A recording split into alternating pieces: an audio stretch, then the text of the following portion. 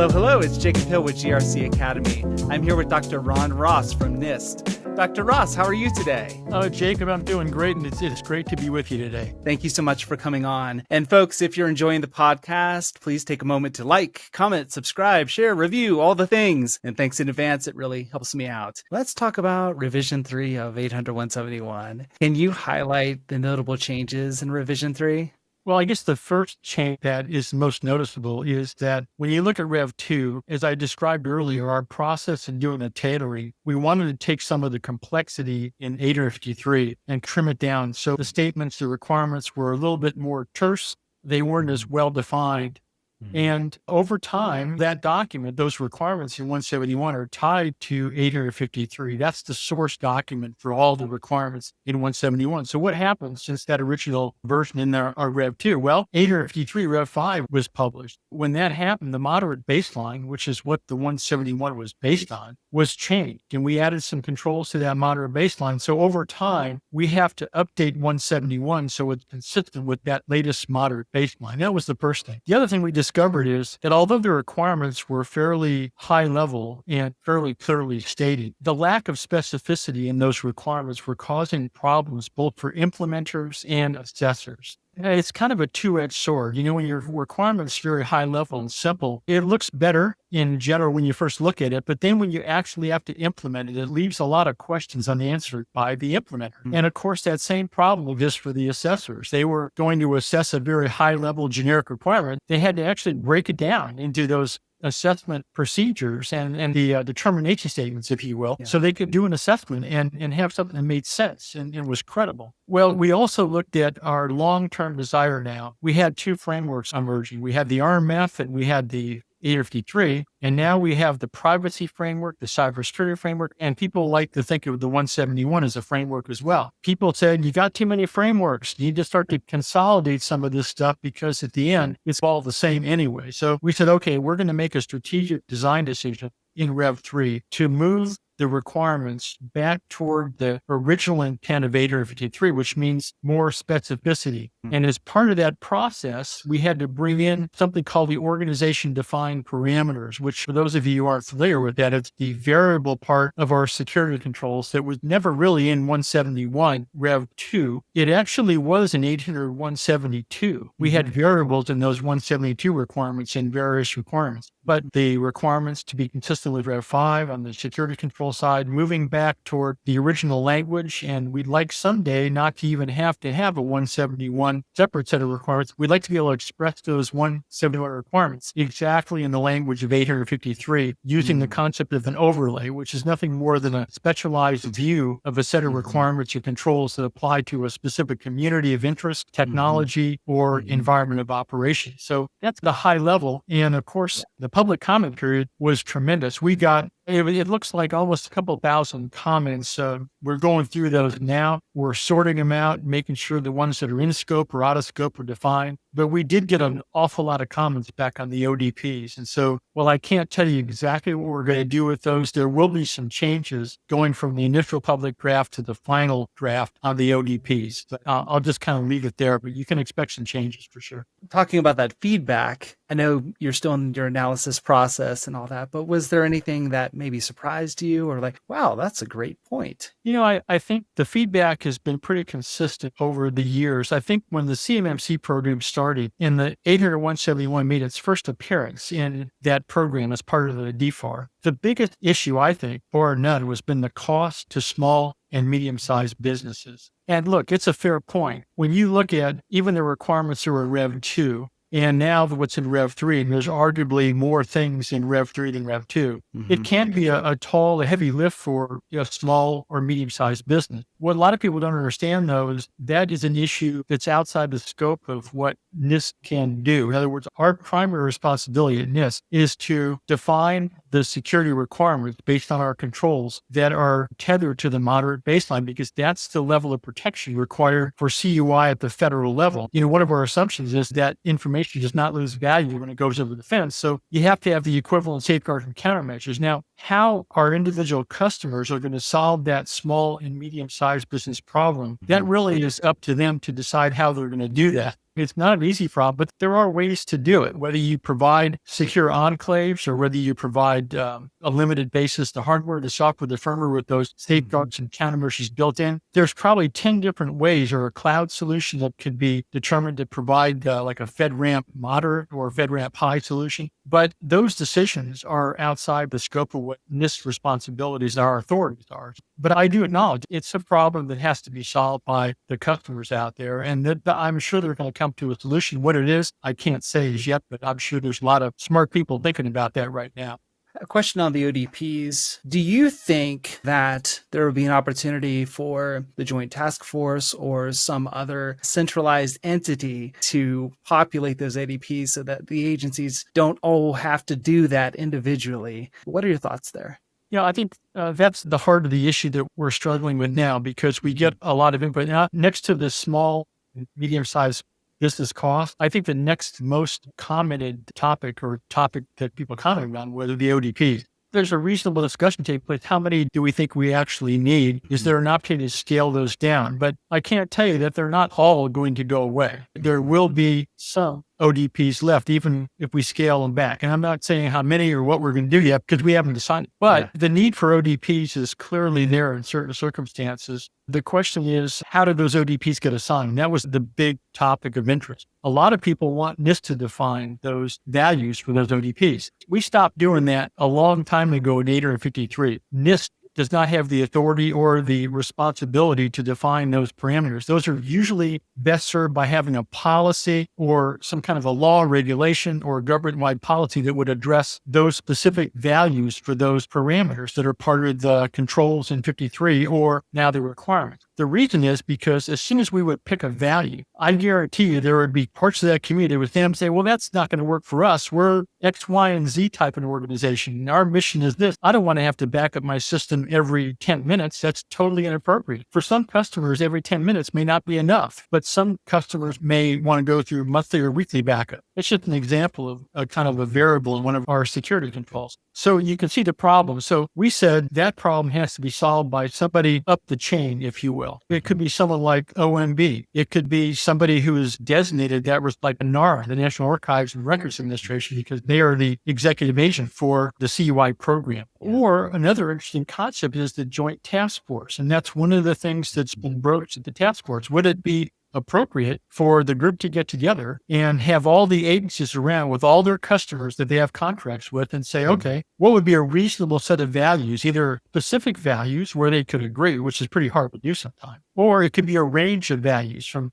this endpoint to that endpoint, or a maximum value or a minimum value. There's lots of different options. That would represent a kind of a collective, if you will, meeting of the minds, but it has to happen somewhere at that kind of joint task force level or an agency that has that authority or responsibility, either OMB or NAR or someone like that, maybe DHS, I don't know, whoever would sign up for that responsibility. So our job on the next draft is to figure out, do we have the right number of ODPs and what is that sweet spot so we don't overwhelm the community with ODPs, but yet we keep the ones that are actually essential to doing the job. One of the ones I'll mention is the FIPS 140 crypto requirement that was hardwired into the old. We did an ODP for that and we left it open to give a little more flexibility. So that's probably one that's going to survive because that's pretty important to the community. There would still be an opportunity for the Joint Task Force if it was important enough to the feds to specify one type of encryption that they had to have and couldn't live without. That's their chance to do that. But again, it's not NIST's responsibility to do that because we can't speak for all of our customers out.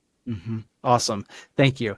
Can you talk about a new control, 3.12.5, independent assessment? What is NIST's intent there? Well, this is one, again, that got a lot of feedback or public comments, and it really traces back to our 853 Rev 5. There's been a security control required at the moderate baseline and above for independent assessment. And the idea back, even in the early days of 853, there was always the concept of assessments, even going back to our 53 Alpha, where we had the publication that talked about what kind of things do assessors do to assess those controls to make sure they're implemented correctly, operating as intended, and producing the desired effect with regard to meeting your security policy. So it's always been there. The question is, you have a continuum of options on assessments First of all, assessments is a very broad umbrella. It could include testing, regression testing, static analysis, dynamic analysis, pen testing, but it also includes evaluation, looking at design documentation, things like that. So there's a range of types of things that are under that assessment umbrella. And there's also a range of ways that you can carry that out from self-assessment. Let's call that on the extreme left side of the graph to a government team that shows up at your office and does that assessment with a government, team to something in the middle where you have independent assessments that are carried out by independent third-party organizations like the 3 PAOs in our crypto program, the CVMP program, cryptographic module validation program.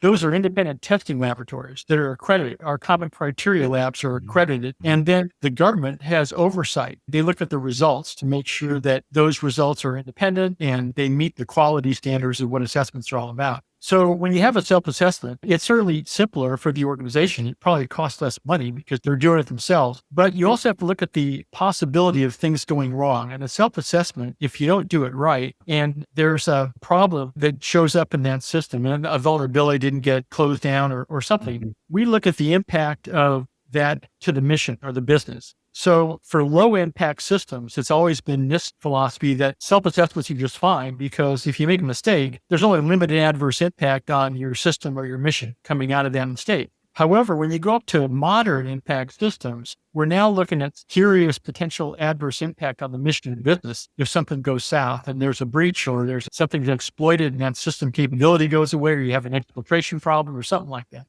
So that serious potential adverse impact was at a high enough level that we said, we can't really trust this to self-assessments. There have to be independent view of that system to make sure that those controls and now the requirements are implemented correctly and operated as intended and all the things that we want to make sure were buttoned down before that system goes into operation or continues to operate. So that's kind of where that whole notion started. And it ended up being at the moderate impact level. So now in Rev 5, all we're doing is transferring an independent assessment requirement from the control over to the requirement in the 800-171. Now, in the CMMC program, interestingly enough, they used to have 5 levels. Now they're down to 3. That lower level, I think that's their 17 basic requirements. I think those are still self-assessments, but at that mid-level, that's the whole heart of the CMMC program. They're actually requiring that independent assessment already as part of that program. So in some sense, what we're doing in our special pub is consistent with 853, which it needs to be, but it really is already being reflected in some of the things the CMMC was already thinking about. So the one thing I will point out is that a lot of people think that independent assessments mean that you've got to go outside of your organization to get that assessment capability. That's not true.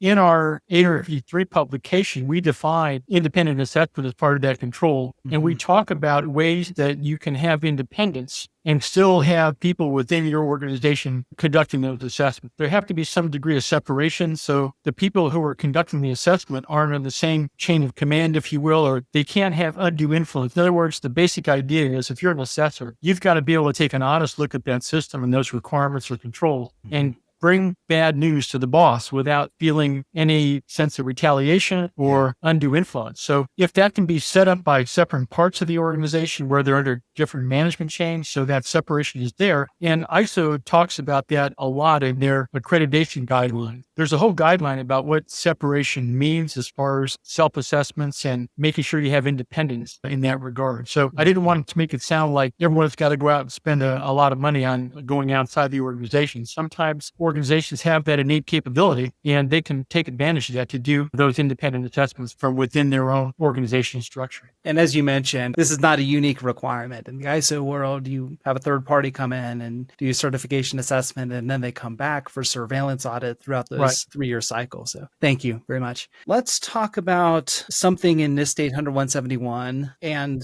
DoD has termed this security protection assets, but I wanted to get your interpretation of what this means and maybe some examples of what you would consider this to be. There's a section in 800-171 that says the security requirements in this publication are only applicable to components of non-federal systems that process, store, or transmit CUI, or that provide protections for such components, focusing in on the protections. What is the intent here from NIST? Can you give us some examples of components that do provide security protections? Yeah, that's a great question. And I think a lot of people are confused about that too. certainly that if you've got a system that is processing, storing, or transmitting CUI, all those components that are involved in that system are obviously in play for the 171. But the modern systems and architectures are set up, there's a lot of distributed components that may be outside your system boundary that are providing you protection. For example, some organizations may have an authentication or an identity management server that manage credentials and things like that. So those things would be outside of that direct system, processing, storing, and transmitting CUI, but that system is communicating with other assets or other system resources outside of that boundary to get security capabilities.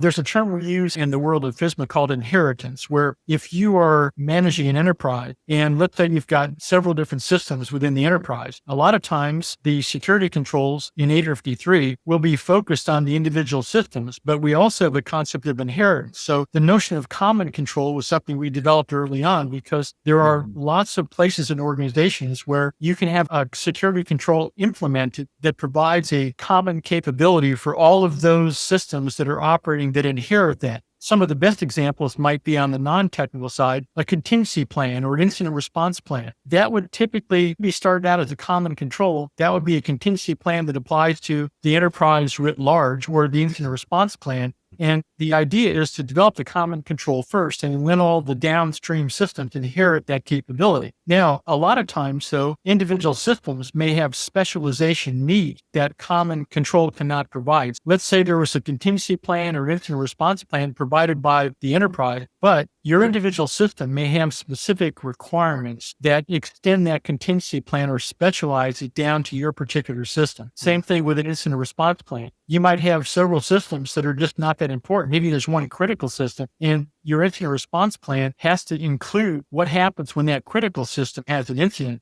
And you may react a little bit differently than the other systems, which are not quite as important. That came with this notion of a hybrid control, which would be a little bit common control, a little bit system specific. And so you'll see in the world of 853 across an enterprise, the totality of controls will either be common controls, system specific controls, or when there's a relationship between common and system specific, you may develop a hybrid control, which would take the best of the common, go down as far as you can, then specialize the rest under the specific system. That's really how that notion was transmitted into 171, recognizing that the system that you're concerned about, where the CUI is rumbling around and going through its paces, there are other things outside of that perimeter that are providing legitimate and maybe very substantial protections for that system where the actual CUI is being processed or transmitted. That's how it all came about.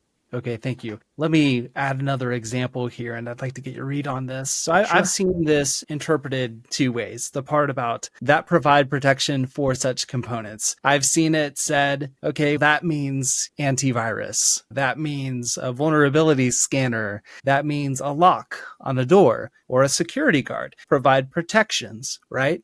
The other way I've seen it read is that if you have something in your system security plan that is referenced as meeting any control that would match that criteria. And I'll give you an example. So let's say we have a sign-in utility at the desk. It's an iPad. It syncs up to the cloud. The people sign into that thing, and that's all it does. It doesn't unlock doors. It just collects people's sign-in logs. Would that be something that provides protection for such components? Or would that just be something that satisfies the control, but we don't have to apply the whole 110 security controls to that system? I'm going to answer your question, but typically we don't get down to the level of specific implementations. But I'm going to answer your question because I think it's a common one. And I would say that in the example you just talked about, if that iPad and that capability at the front desk is in any way providing information or supporting one of the other requirements that is called out in that 171 or the security controls behind it, then I think that would be the kind of the touch point that would say, yes, that's part of the overall. Now, I think the first place I would look would be the PE family of controls that are referenced in the 171. And there aren't a whole lot of those, but there are some. I believe there's physical access control is an important part of that process. I could make an argument that the data that you're capturing at that front desk is part of the physical access control process, which is keeping the bad guys or people with unauthorized individuals out of that facility, which is part of that overall protection scheme set up by the controls and requirements that are currently part of 871. I think some of these things are judgment calls.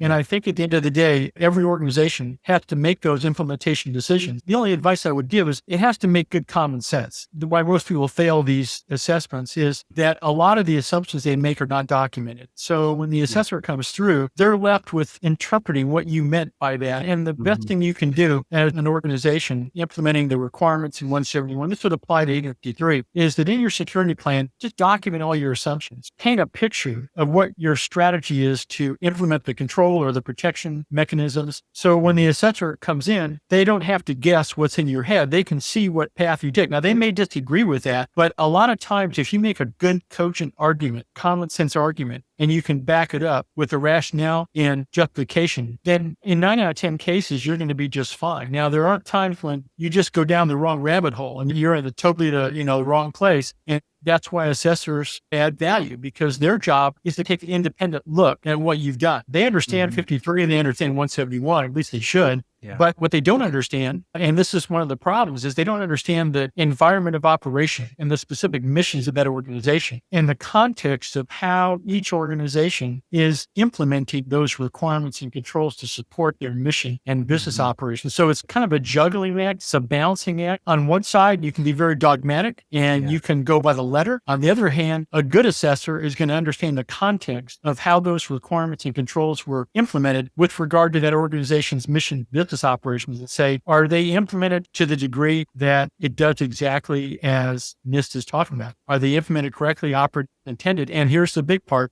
Are they supporting the security policy of that organization? And that, again, that policy is going to be tethered back to the federal agency they're supporting, because that's a reflection of that agency on the federal side. They expect those contractors to be putting in the necessary safeguards and countermeasures so that CUI is protected as it would be on the federal side. And again, CUI comes in lots of different flavors. Some of it, and we've seen this over the years, talk about design documentation for weapon systems. And there's a lot of things there that if you're bleeding and hemorrhaging this critical information, it has potentially catastrophic effects on the customer, in this case, the DoD or anybody else building next generation weapon systems, command and control systems. How about for NASA, space systems? All of this, if an adversary can get into your system and steal years of research and development and then turn around and try to implement that technology, and you can see a lot of these weapon systems that the adversary produces look an awful lot like ours. That hurts the warfighters. It hurts our space program. It hurts our national security, and it hurts our economic security for sure, because we then have to make that very substantial investment, and basically the rug gets ripped out from under. So, I know all CUI is not equal, but the stuff that the adversary is going after is pretty darn important, and it has huge implications on the future of our country.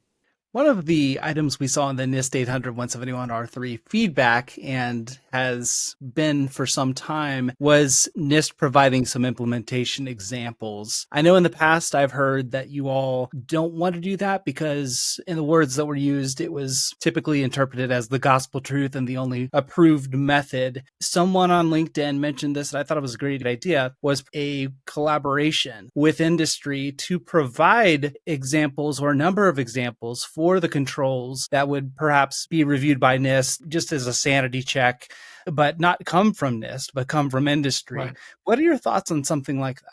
Well, I can tell you that implementation examples are a good idea. The reason why we steer clear of that is because our controls are designed to be technology and policy neutral. If you take any one of our controls, let's say in the access control family, for example, or INA family, those controls can be implemented on Linux platforms. They can be on Mac platforms or Microsoft platforms. So it's very difficult for us to talk about implementation guidance for specific controls. Now, if you have the opportunity with industry getting together to provide some examples, our National Cyber Security Center of Excellence, for example, works with industry all the time on specific problems. And part of that drill is to figure out the standards and guidelines that we have at NIST. How would they be applied to certain industry-focused solutions? And you actually demonstrate the feasibility of that. So the concept is very sound. The question for us is that it's all about bandwidth, because how many different implementations would you have to develop? Would one be enough? Like you said, if you focus on one, that becomes the approved solution. So we've tried to steer clear of even putting examples. We used to have a lot of examples for our controls. And then somebody said, well, it wasn't in the example list that you provided, so I didn't think it was okay. You go down the rat hole very quickly, unfortunately. So that's the primary reason why we steer clear. But that's not to say the idea itself doesn't have merit. And if industry wanted to get together to provide that as some kind of best practice, I don't think NIST would probably weigh in, because then again, we've got our thumb on the whole operation, and we don't want that to be perceived as, we're kind of nicking down to a certain set of solutions. So it's a difficult problem, but certainly some industry, I think, could address if they chose to do so. Yeah. Well, thank you.